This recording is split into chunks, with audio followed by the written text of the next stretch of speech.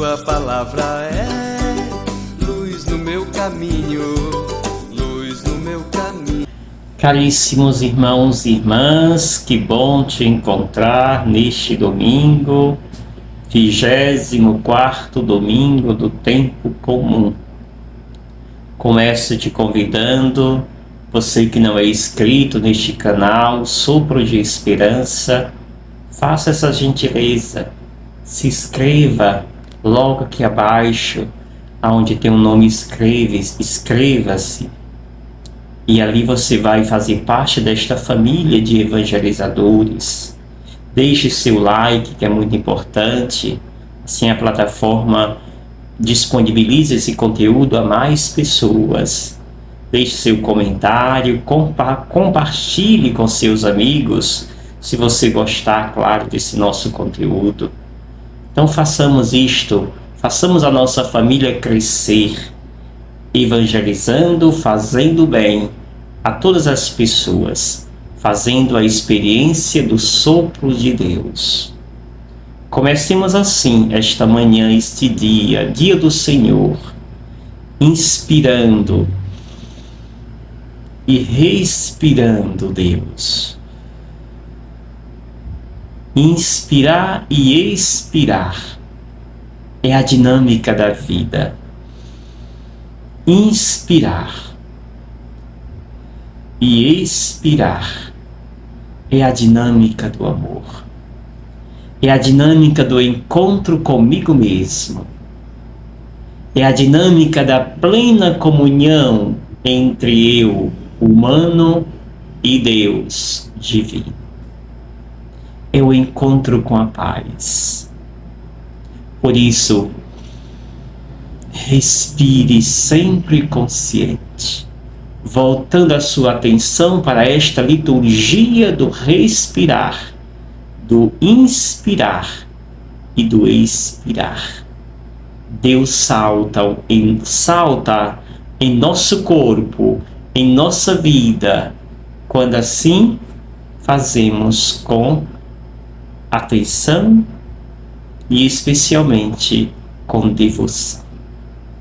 Reflitamos a liturgia da palavra desse dia, que começamos com o conselho do Eclesiástico, capítulo 27, versículos 33 ao versículo 33, até o capítulo 28, versículo 9.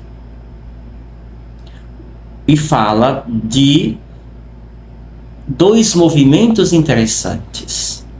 O primeiro movimento é um movimento não aconselhável pelo o sábio Ben Sirac. O que ele nos aconselha, e isso podemos fazer sem sombra de dúvida, é o segundo movimento. O primeiro movimento é o alimentar-se de rancor e raiva. É cientificamente comprovado que quem alimenta muita raiva, muito rancor, tem muita probabilidade de ser uma pessoa doente fisicamente falando, de ser uma pessoa muito maldosa, impaciente, alguém que não é capaz de se ouvir, muito menos ouvir o outro. Esse caminho, já diz o autor sagrado, não é saudável. E além do mais, quando alimentamos a raiva, o rancor, nós simplesmente impedimos que Deus nos escute, que Deus atenda nossas preces. Portanto, esse movimento não é saudável. O movimento seguinte, este sim, o autor aprova. E diz: lembras-te do teu fim e deixa de odiar. Pensa na destruição e na morte e persevera nos mandamentos. Perseverar nos mandamentos é perseverar no amor. Perseverar nos mandamentos é manter o nosso vínculo com Deus. É permanecer unido à aliança que Deus construiu conosco. Amemo-nos, porque o amor é o que nos salva. O amor é que nos faz pessoas saudáveis e felizes. Não vale apenas vivermos com este movimento primeiro do ódio, da raiva. Abandonemos este movimento e abracemos o movimento que nunca deveríamos ter largado, que é o movimento do amor, da observância dos mandamentos, da leveza da fé, do manter viva esta minha aliança que Deus construiu comigo e eu construí com Deus.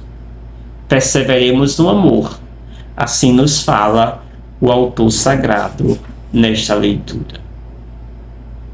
O evangelho que nós meditamos hoje é Mateus capítulo 18, versículos 21 ao 35.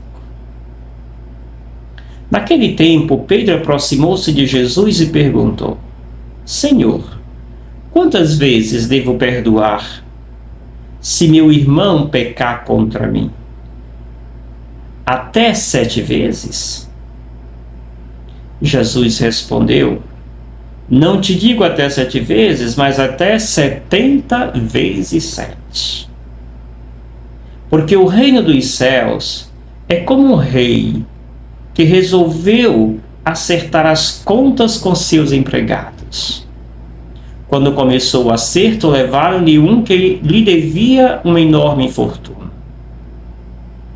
Como o empregado não tivesse com que pagar, o patrão mandou que fosse vendido como escravo, junto com a mulher e os filhos, e tudo o que possuía, para que pagasse a dívida.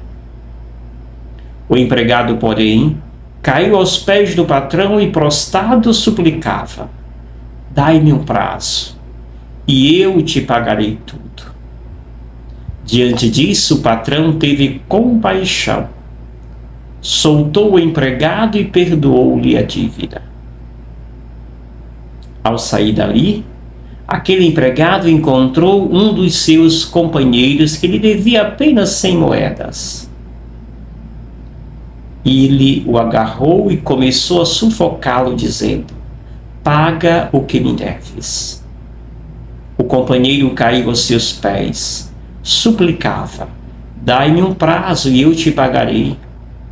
Mas o empregado não quis saber disso. Saiu e mandou jogá-lo na prisão até que pagasse o que devia. Vendo o que havia acontecido, os outros empregados ficaram muito tristes. Procuraram o patrão e lhe contaram tudo. Então, o patrão mandou chamá-lo e lhe disse: Empregado perverso, eu te perdoei toda a tua dívida, porque tu me suplicaste. Não devias tu também ter compaixão do teu companheiro, como eu tive compaixão de ti? O patrão indignou-se, mandou entregar aquele empregado aos torturadores, até que pagasse toda a sua dívida. É assim que o meu Pai que está nos céus fará convosco, se cada um não perdoar de coração o seu irmão. Palavra da salvação. Glória a vós, Senhor. Estimados irmãos e irmãs, é uma leitura que nós bem conhecemos. Jesus está falando aos seus discípulos, fazendo esta espécie desse discurso eclesiológico, querendo que os seus discípulos procurem viver com intensidade o que aprenderam do Mestre. Olhemos esse texto em 4 pequenas partes. Primeira, a pergunta de Pedro: Senhor, quantas vezes devo perdoar se meu irmão pecar contra mim? Até 7 vezes. Até 7 vezes. Esta expressão para Pedro era uma espécie de exagero, já era demais. Era o máximo que a lei mandava. Perdoar 7 vezes.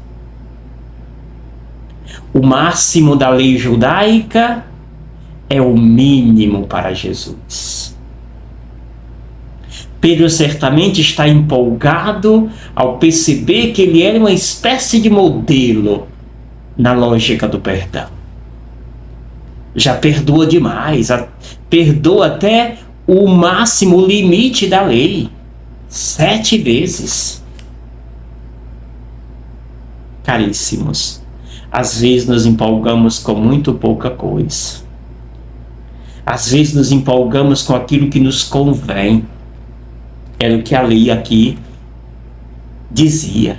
Perdoa aqueles que são os seus, os próximos.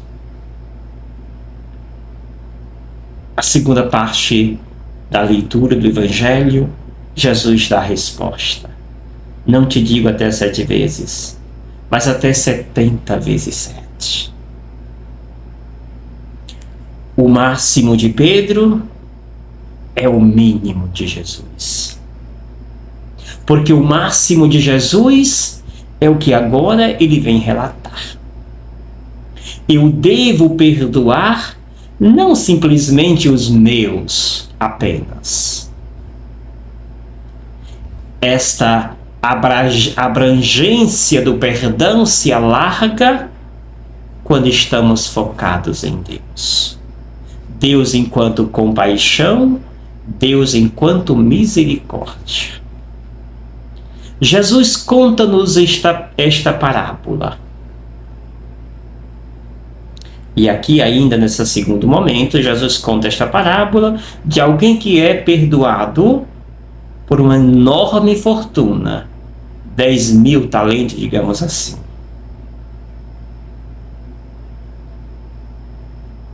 E este perdão é dado gratuitamente.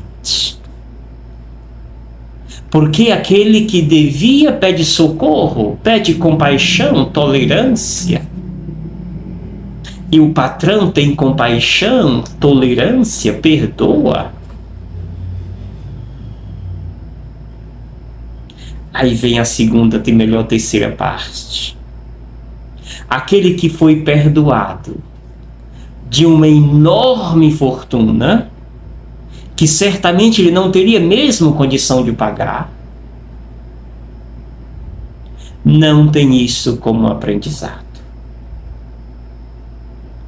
Mas é beneficiado egoisticamente e não usa isto para a prática da vida. A segunda parte é o confronto desse que foi perdoado com aquele miserável que lhe devia uma miséria, um nada, algumas moedas. Este encontrado no caminho é chamado para pagar o que devia este empregado. Não tendo como pagar, manda jogá-lo na prisão.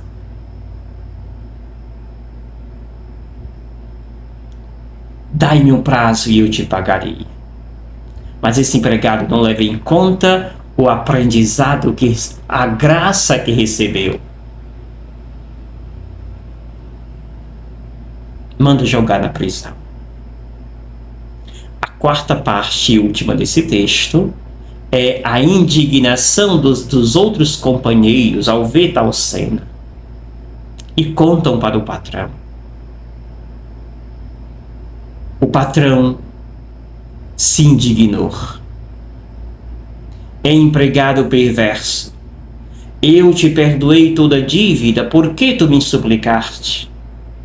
E aqui está o coração do Evangelho. Não devias tu também ter compaixão do teu companheiro, como eu tive compaixão de ti? Não devia tu também ter compaixão do teu companheiro, como eu tive compaixão de ti? Digamos que esta pergunta é norteadora, é transversal neste Evangelho. Amados, o que nós somos beneficiados, não somos beneficiados egoisticamente, não deveria. Somos perdoados por amor, por graça de Deus. Quando eu perdoo meu irmão, eu estou reconhecendo que eu fui perdoado e amado. Quando eu não perdoo meu irmão, eu estou simplesmente tapando meus olhos e não reconheço o perdão que Deus me deu. Tamanha ignorância. Por não reconhecer a graça de Deus, recebemos a penalidade necessária. O perdão nada mais é do que você reconhecer que Deus te perdoou e te amou. E eu agora que estou cheio desse perdão e deste amor, eu distribuo aos meus. Eu distribuo às pessoas, porque eu estou cheio deste amor, transbordando deste amor de Deus. Na hora que eu digo não, que eu não perdoo, eu estou simplesmente desconhecendo esta graça que me foi acumulada. O recado que nos dá Jesus é muito sério e direto. Por não reconhecer esta graça, por não reconhecer a misericórdia de Deus, leva-o para a prisão. E você, que é amado, que está transbordando da misericórdia de Deus e do seu perdão, estamos reconhecendo isto? Quando é que eu reconheço que fui perdoado e amado por Deus? Quando eu perdoo meu irmão. Quando eu não perdoo, eu estou simplesmente colocando uma venda nos olhos e desconhecendo ou sendo simplesmente uma pessoa que vira as costas para aquele que nos fez somente o bem. Termino com aquilo que Paulo convida a sua comunidade, aos romanos, a viver. Ninguém dentre vós, dentre nós, vive para si mesmo ou morre para si mesmo. Precisamos viver sempre na perspectiva de Deus. Nunca sendo devoto do meu próprio umbigo, sendo devoto do meu narcisismo que me mata. Paulo nos convida a vivermos para Deus, não para mim. E para isto, pensemos no que nos aguarda, o caminho, o processo, inclusive o processo da morte. Mas tudo deve ser feito com os olhos focados em Deus. Foquemos em Deus. Reconheçamos e abracemos as maravilhas de Deus. E assim, com certeza, ouviremos de Deus: vinde bendito do meu Pai. Quando vivermos sob as graças que Deus derramou e derrama sobre nós. E eu te abençoo, em nome do Pai, do Filho e do Espírito Santo. Amém. Gratidão. Obrigado, Senhor, porque és meu amigo.